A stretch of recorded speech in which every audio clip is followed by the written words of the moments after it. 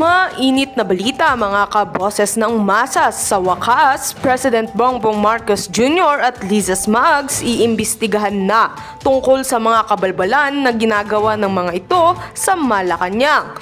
Matapos nga harap-harapang pinagnakawan ni Liza Smugs ang taong bayan at tila pinapabayaan lang ito ni Kuting ng Norte, ay hindi nga ito natanggap ng mga netizens at ayon nga sa kanila ay dito natin makikita na hanggat si President Bongbong Marcos Jr. ang nakaupo sa pwesto ay tila wala ng pag-asa ang ating bansang Pilipinas na umunlad at tuluyan lamang itong babagsak.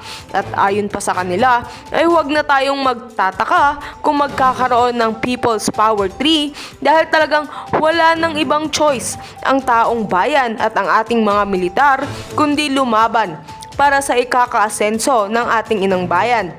At kailangan ng aksyonan ang mga katiwalian na nangyayari sa loob mismo ng Malacanang at kailangan ng ipaimbestiga na sa Senado ang mga pulpolitiko na ito para sa ganoon ay makulong na ang mga tiwaling opisyal ng ating bayan na ito at lahat ng sangkot sa pagbagsak ng ating bayan. At heto nga't pakinggan natin ang buong detalye. By the way, this is Boses ng Masa at kung bago ka pa lamang sa aking channel ay mag-subscribe ka na!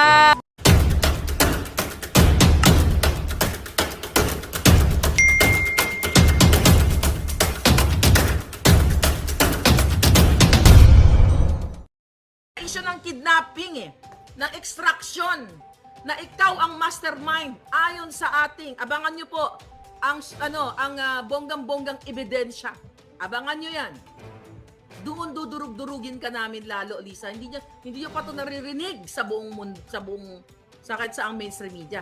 Yung pagkatuwang ni Lisa sa extraction ng mga bata sa Turkey para kampihan ang kanyang kaibigan na si Chua.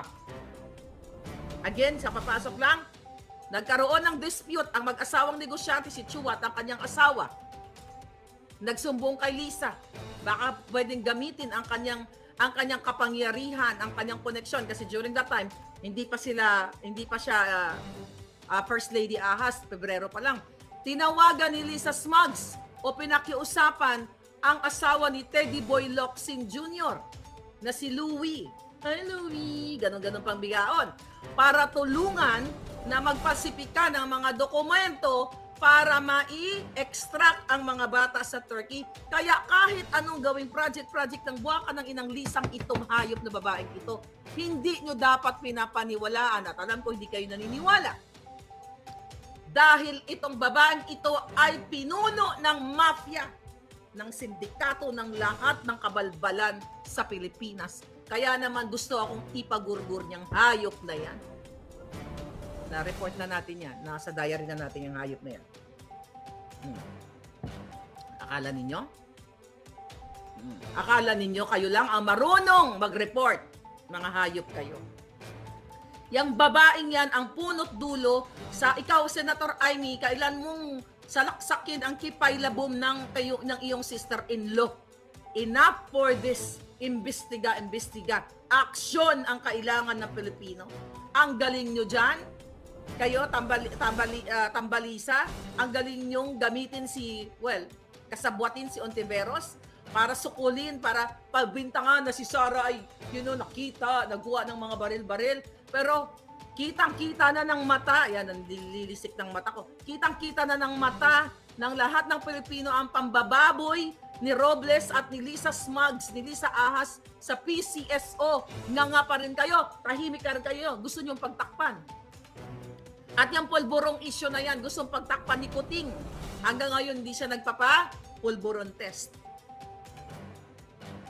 Oh. Nelson, thank you palangga. Daming Trojan horse. No, maraming bayaran. Yung nakikita ninyo, okay? Yung mga nagnangak-ngak dati na akala mo, ay para, well, they're not really para sa bayan. Yung ibang mga Duterte kunyari. O Duterte talaga, pero namamangka sa ahas. Okay? May nakarating sa atin, mga palangga, na pinagmamalaki pa ng asawa ni Garafil na nabayaran niya na, nabibigyan ng monthly You know, yung mga umaatake sa akin. Yan ang utos ni Lisa, kaya naman pala. Lahat, kunyari, nag-aaway-away, yung pala, bayad na ng gobyerno at they are part of the corruption. See that? Bayad na sila. Kaya naman pala, syempre, kung kaya mo nga mambugaw, kaya mo rin tumanggap, di ba?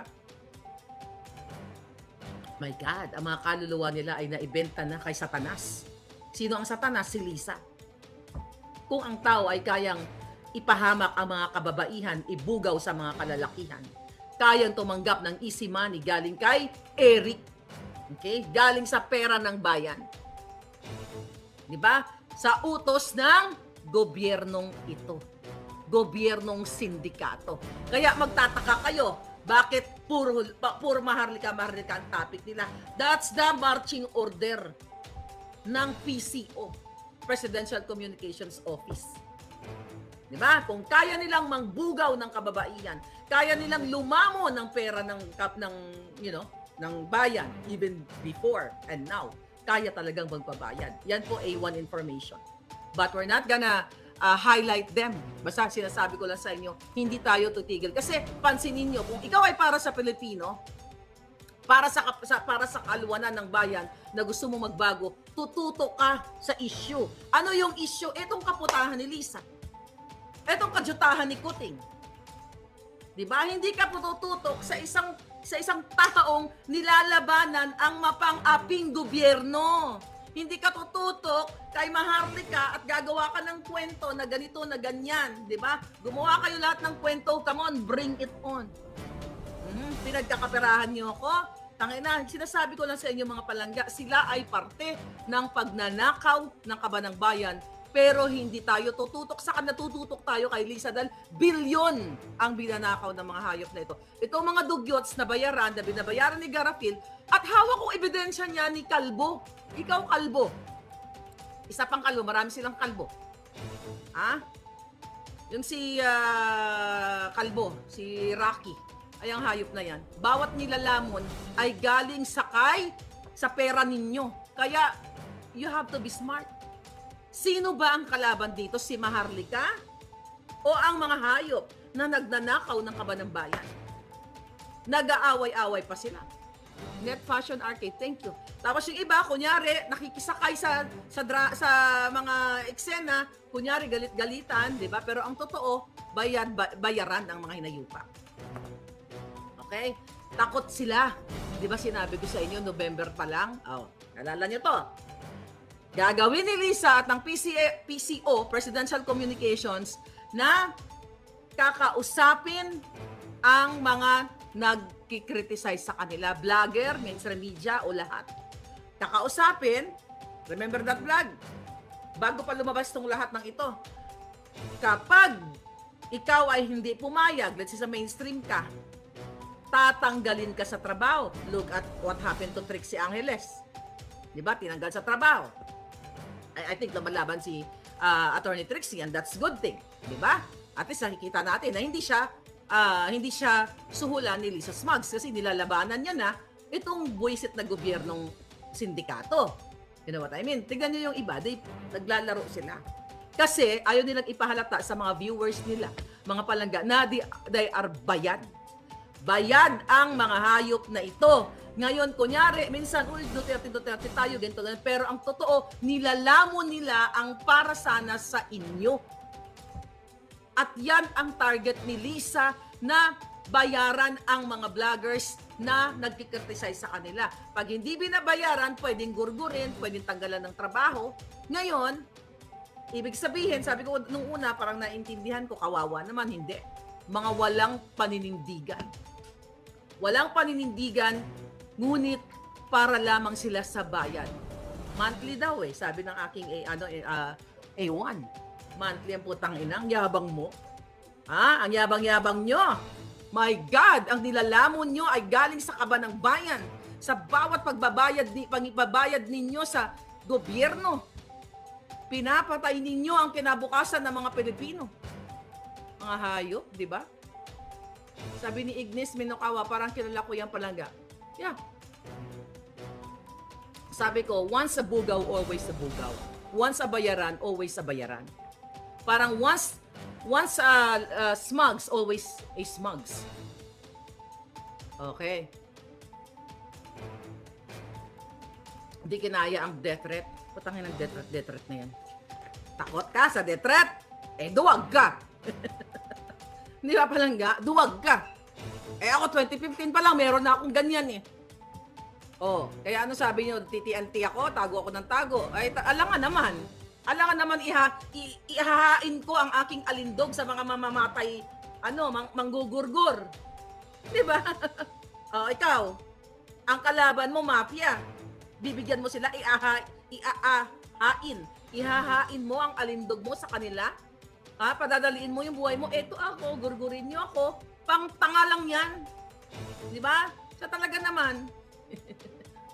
I hate drugs. Okay. Oh. Mga hinayupak na to. Oh. Matagal na akong TNT sa Amerika. Yun ang gusto nyo marinig sa akin? Yes. TNT talaga ako ever since nung pumunta ako sa Amerika. Tago ako ng tago. Kahit sa ibang mga taong gusto makipagkita sa akin, tago ako ng tago. Kasi alam mo kung bakit? Baka padala sila ni Smugs. Oh, yan ang totoo. Oh, masaya na kayo. Masaya na kayo. Oh, meron pa dyan mga nasaan ba ako? Oh my God. Mga kapalangga. Sipag talaga mag-vlog si Maharlika noon. 2015 pa lang. Butod ka diri. Ano ba mga katanungan? Para gusto kong malaman ninyo, mga kababayan, everyday, pinapahirapan kayo ng gobyernong ito. You have to speak up.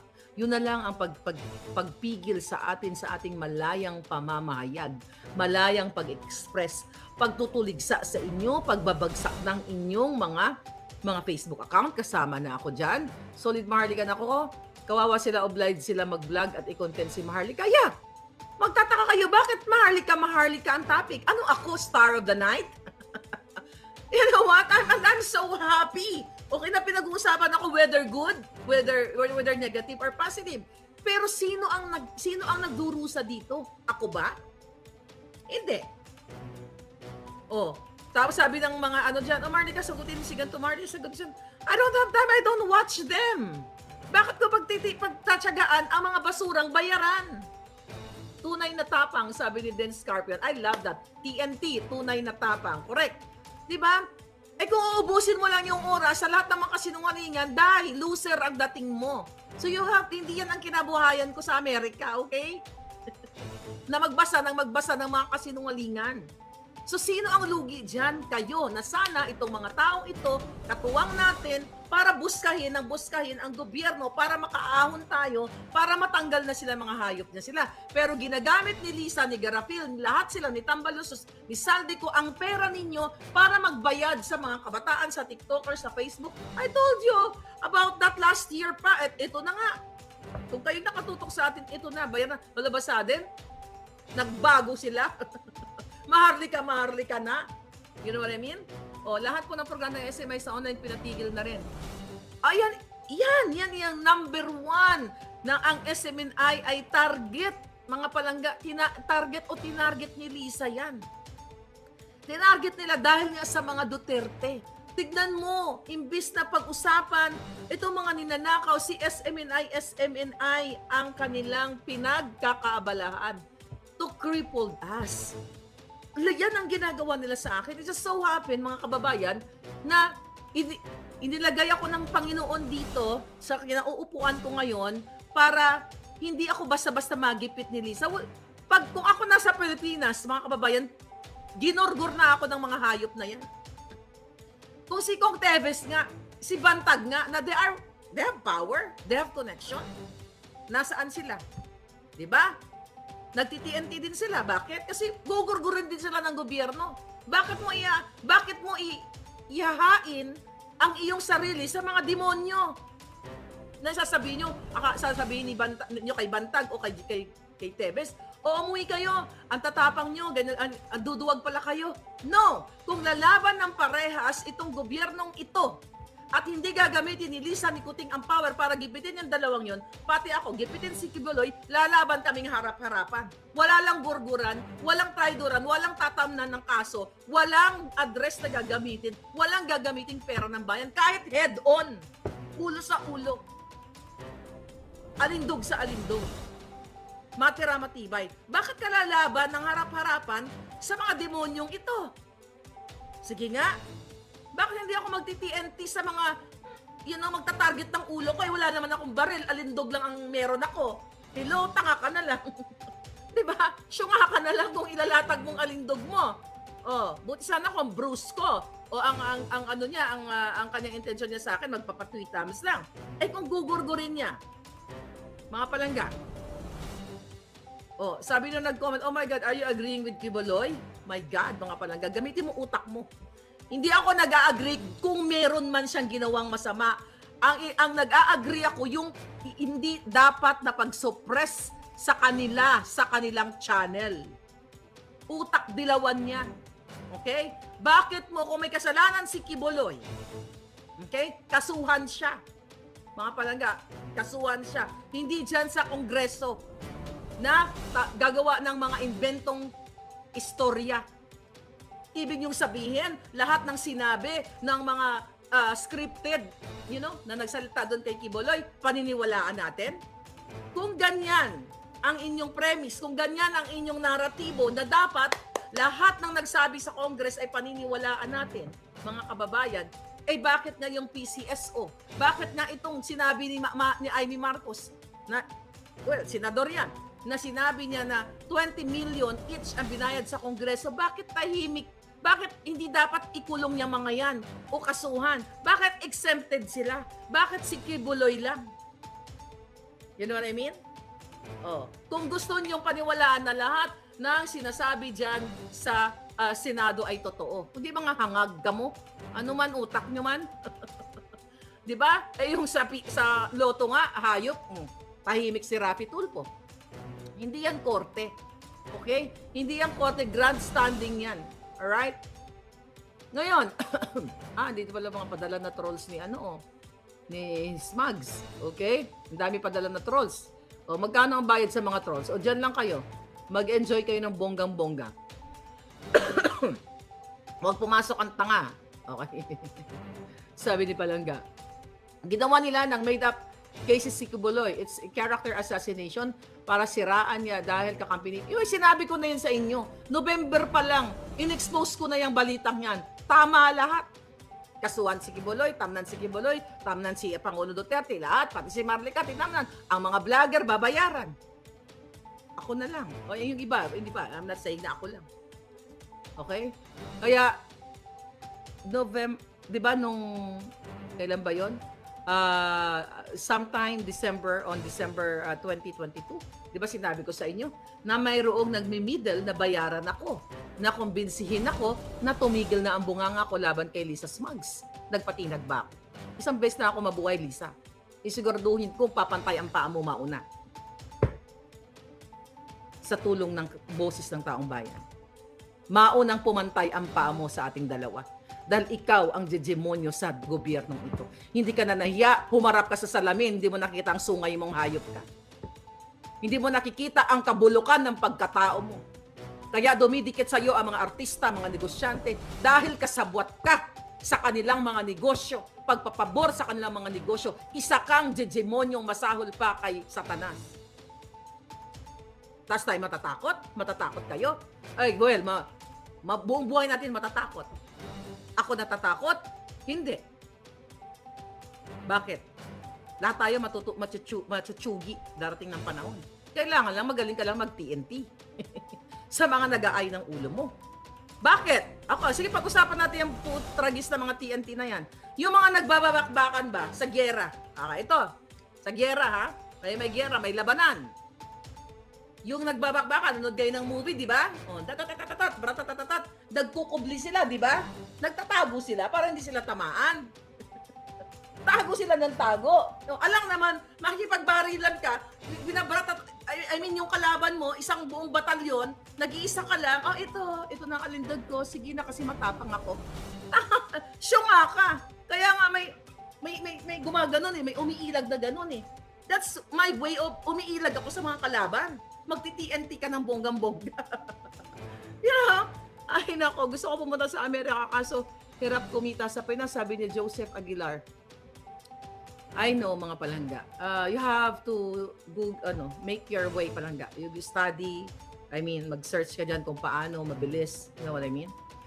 I don't know. I wish sakupin ko na kayo. Gusto niyo bang sakupin ko na lang kayo? Yung na-issue ko na vlog ko na to Papayag ba kayong sakupin ko kayo? Kasi puro taksil ang mga jutang Ginimes, mga buwakan ng Ginimes, puro taksil sa bayan. Si Kuting, lahat sila taksil. So mabuti pang sakupin na lang tayo. Kaya ayaw din magpasakop ng mga yan. Even you go back sa history natin, mga palangga. Masarap sabihin na ako ay Pilipino, ako ay dugong maharlika, di ba? Masarap mamuhay sa sarili mong bayan na ipinanganak ka, ganyan-ganyan. Pero the thing is, mga kababayan, yung mga nagsasalita, tayo lang. Pero yung mga taong gobyerno, mga taksil, tinatraidor tayo. Sila nga ang traidor Mia Poche, thank you, watching you from Tokyo. Thank you palangga. Ngayon, mga kababayan, sila ang tunay na taksil sa bayan, kaya sasakupin ko na lang kayo, maging Amerikano na kayo, di ba? Laban kayo ng laban, Amerikano, ganito sinasakop ang mga Amerikano, based in history. Si Pangulong Duterte sinabi yan, na-admire Pangulong Duterte, alam niya history. The point is, walang bansa na gustong magpasakop kanino man. Yan ang totoo. Maliit man na bansa, walang gustong sakupin sila ng Amerika, ng Europa. Okay? Ang problema, mismo ang presidente niyong pulboronic, ang sumasakop sa inyo, ang kumikitil ng kinabukasan ninyo. Kaya nga, ako bilang dito, kasi dalawa na ang aking bansa, di ba? Ang pinanganakan ko at ang bansang kinupkup ko din dito kasi kinupkup niya ako 'di ba? So ganun talaga, you have to be loyal doon sa mga kumukup-kup sa iyo. Kahit naman sa pag-ibig ganun. Oh, well, ako lang 'yon. Ewan ko sa inyo baka naghahanap kayo ng sugar daddy katulad nung yung Dombay. Anyway, ba't napunta tayo doon? Ngayon, ganito 'yon. Mga palangga, sakupin ko na lang kayo para at least makakuha kayo ng maayos na opportunity. Sakupin ko na lang kayo tapos ilalagay natin sa kumunoy yung si Kuting Jr. silang lahat. Basta seryosong usapan, mga palangga. Kung hindi traidor ang inyong mga senador, ang inyong mga kongresista, lalo na ang inyong Kuting Jr., maganda ang Pilipinas. Maganda ang Mindanao. Ang dami nating resources. Ang dami nating kayamanan. Pagdating sa pagkain, di ba? Ginto, mineral, gas, mayaman tayo, minahan. Sino ang nakikinabang sa mga putang Ginimes na yan? Sila-sila lang. Magkano binibigay sa mga manggagawa? Diyan sa mga minahan, magkano sweldo niyan taga-kalkal ng lupa? Di ba? Kung nandyan kayo sa mina, 700 pesos, 1,000. Tapos sila, billion-billion ang kinikita. Kaya nga, mga kababayan, kawawa tayo. Sabi ni Nelson, nagpapasakop na lang daw. O, pasakop na lang kayo sa akin. Tama, ang alipin lang sa atin ang mga bangag na Pilipinong traidor. Ang nag-aalipin ang mga bangag na traidor at ganid. Hangul-hangul sa salapi. Sabi ni Rami. Exactly. Marlica, sabi ni Truth Not Twisted, PNP. You're very smart palangga. Dahil mo muna iisip. Si Den Scorpion. So yun, ang problema sa atin, taksil ang mga hinayupak na to. Sila ang sumasakal sa inyo. Sila ang nagpapahirap sa inyo. Kaya nga itong 18 billion na hinihingi na naman ni Lisa Smugs sa kaban ng bayan na para pagandahin, para makilala tayo. Okay? Sa Southeast Asia, it's all kajululan. Diba? Nakikilala na tayo sa smuggling. Diyan pa lang, hindi yan intensyon niya na talagang para sa Pilipino. Ang catch niyan, di ba, ay pagkano na naman ang kukubrahin ng hinayupak na yan. Ang catch, nandiyan kay Inday Sara, na sinasabi, na dinadawit siya dyan, okay, na pinapangalanan siya ng mga kaalyado ni Kuting, dahil sila magkakasabwat, para nga i-dismantle, okay, i-crippled itong mga Duterte. And I will announce now in my blog, I will support the Duterte. Kung dati, okay, na may mga mga binoljak. Well, si Pangulong Duterte, hindi ko naman binoljak. You know that. Never, I did not say anything about Pangulong Duterte. Never ko minura si Pangulong Duterte or something. Tandaan nyo yan. Dahil mataas ang respeto ko. Ang binubolja ko yung mga gabinete niya. Maghanap kayo ng vlog o anything na sinabi ko na si Pangulong Duterte ay ganito, na ganyan. Wala. Pero si Kuting, masasabi ko, buwa ka ng ina mo, Kuting Jr. Ang Pangulong Duterte, hindi nakatikim sa akin ng kahit kurot na bungangang pagmumura. Dahil hindi niya deserve. Mas deserve ninyong mga hayop kayo. Ikaw, Lisa Smugs, na napaka-insecure mo, napakakawatan nung buwa ka ng Genemis ka. Yan ang katotohanan, mga palangga. And we will have to support the Duterte. Kasi yung compare naman kahit na may mga anomalya din ng mga nakaraan, kahit may nagbubugawan nung nakaraan, di ba? Sabi nga nila, tignan mo yung mga, ikumpara mo yung mga ginawa, worst ba si Duterte o mas worst ito? Mas worst pa nga kay Abnoy itong si itong si Kuting, dahil pinagsamang Satanas, Digimon, Mafia, lahat. So anong pipiliin mo? Di ba? Wala kang na-experience ako ng panahon ni Duterte. Ilang beses ako umuwi? 2, 3, 4. 2017, 18. 5 yata ako beses ako umuwi. Hindi ko naranasan yung mahabang pila na yan. May pila pero hindi ganyan kahaba. So I will support the Duterte. Okay? Hindi dahil na naglalaro ako, katulad ng iba, kunyari Duterte, pero kumukuha o tumatanggap ng pera galing sa PCO. Nakita nyo yan. Kahit naman si Inday noon, sabi ko, ayoko kay Inday muna kasi bata pa. Gusto tayo kay Kuting kasi nabudol ako That's how I will declare my support to the Dutertes. Kasi inaapi din sila. Tinatamnan din sila ng kaso sa kabila ng pagtulong ni Duterte sa mamamayang Pilipino. Okay, lalo na sa Marcos. 'Di ba? Nabudol si Inday. Ito ang pagtatraidor sa kanila. Ng mga bangag na bangag. Itong mga polboronic na nakapaligid kay Kuting, lalo na itong si Lisa Bangag. Bangag din niya. 'Di ba? Ay, alam niyo naman, tagapagtanggol tayo ng mga naaapi. Alam niyo ang kwento ko, nanapak din ako nung bata ako. Anong ginagawa kay Pangulong Duterte?